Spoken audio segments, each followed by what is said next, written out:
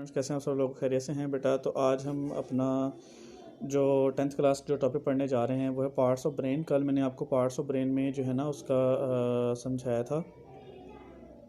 जो है ना 4 ब्रेन के पार्ट्स पढ़ाए थे आपको।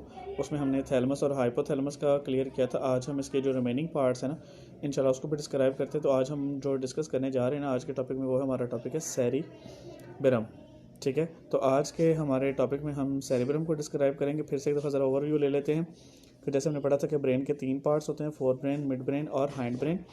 फोर ब्रेन के आगे फर्दर 3 पार्ट्स है, थैलमस, हाइपोथैलमस, सेरिब्रम। और ये मैंने आपको यहाँ पर नीचे डायग्राम की मदद से ड्रॉ भी दिखाया भी था। और मिड ब्रेन का कोई पार्ट नहीं। और इसके बाद हाइंड ब्रेन है, और हाइंड ब्रेन के भी फर्दर आगे 3 पार्ट्स होते हैं, cerebrum, cerebellum, medulla oblongata and pons. तो ये हमारे पास सेरिबेलम आ गया, this is a pons and this is a medulla oblongata.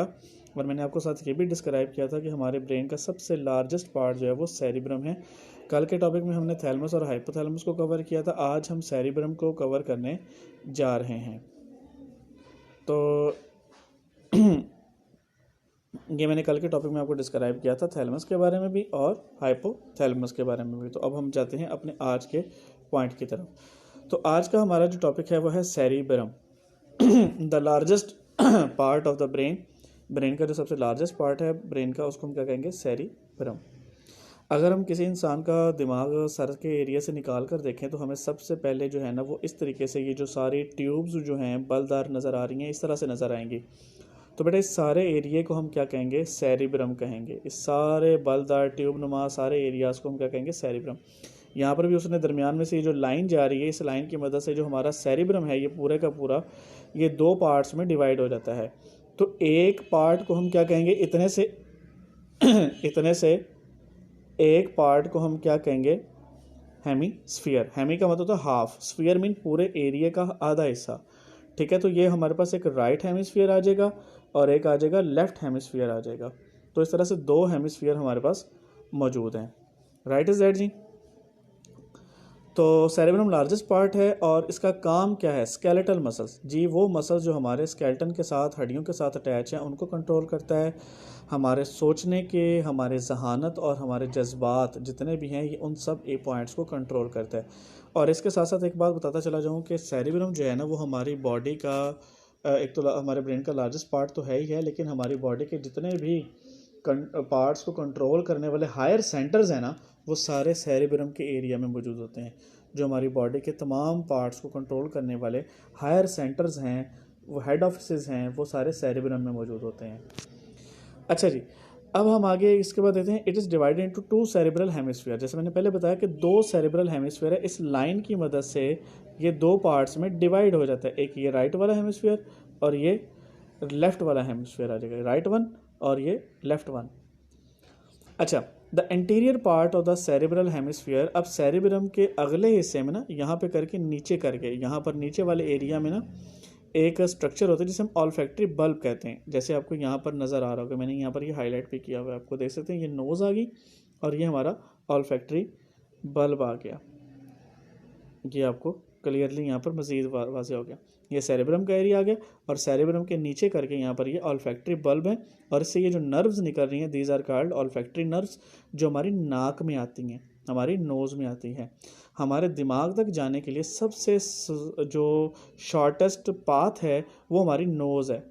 Nose से दिमाग का फासला बहुत कम है। इसी वजह से आप कभी नोट कर लीजिएगा, जब हम कभी कोई तेज़ खुशबू सूंघ लेते हैं तो हमें फ़ौरन नाक में एक इचिंग और इरिटेशन होती है और हमें छींकें शुरू हो जाती हैं।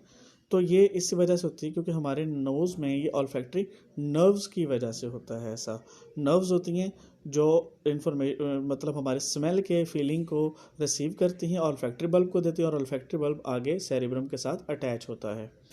इज ए क्लियर जी। तो सेंसेशन ऑफ स्मेल को कंट्रोल करता है हमारा ऑल्फैक्टरी बल्ब जो अटैच होता है सेरिब्रम के साथ। राइट हो गया। नेक्स्ट आगे चलते हैं जी। तो जो अपर लेयर होती है सेरेब्रल हेमिस्फीयर की, that is called cerebral cortex. यानी हमारे जो सारे, अगर फ़र्ज़ करें आपके हाथ में दिमाग है तो आप एक ब्रेन को अपने हाथ में आपने पकड़ा हुआ है, तो उसकी जो सबसे आउटर लेयर को अगर आप टच कर रहे हैं, सबसे बाहर वाली लेयर को, उसको हम कहते हैं सेरेब्रल कॉर्टेक्स। अच्छा, और उस एरिया को हम कहते हैं ग्रे मैटर। और इस लेयर के अंदर जो आमतौर पर न्यूरॉन्स होते हैं वो नॉन माइलिनेटेड होते हैं, यानी उसमें माइलिन शीट नहीं होती उनके एक्सॉन्स के ऊपर, ठीक है। अब इसकी जो नीचे वाली लेयर होती है, यानी अपर लेयर से बिल्कुल नीचे वाली layer, that is called cerebral medulla. उस लेयर को सेरेब्रल मेडुला कहते हैं, यानी अगर आप आउटर सरफेस को टच कर रहे हैं तो वो कहलाएगी सेरेब्रल कॉर्टेक्स, और अपर लेयर के बिल्कुल अंदर की तरफ, नीचे की तरफ जो लेयर होती है that is called cerebral cortex, sorry cerebral medulla. उस लेयर में जो उस लेयर को हम वाइट मैटर भी कहते हैं, और उसमें जो न्यूरॉन्स होते हैं ना वो माइलिनेटेड एक्सॉन्स होते हैं, उनके ऊपर माइलिन शीट होती है। ठीक हो गया। अब सबसे इंटरेस्टिंग बात यहाँ पर आपको बताने जा रहा हूँ, वो ये कह रहा है कि जी cerebral cortex has a large surface area and is folded in order to fit in skull. जो सेरेब्रल कॉर्टेक्स है ना, इसका सरफेस एरिया बहुत ज़्यादा है और इसको फोल्ड किया गया है, तहें लगाई गई हैं ताकि इस स्कल में फिट आ सके। देखो ये जो आपको टेढ़ी मेढ़ी ये तहें सी नज़र आ रही ना, सारी की सारी ये बनी हुई, इसका एक मकसद है। जैसे फॉर एग्जांपल अगर आप कभी कहीं ट्रैवल पे जाते हो फैमिली के साथ, आप अपना लगेज पैक करते हो, सामान वगैरह पैक करते हो, तो बैग के अंदर क्या करते हो कि कपड़ों को धंसा धंसा के बड़े मतलब ना टाइटली पैक करते हो, ताकि ज़्यादा से ज़्यादा उसमें ना आपके ड्रेसेस वगैरह, आपकी चीज़ें एक बैग के अंदर आ सकें।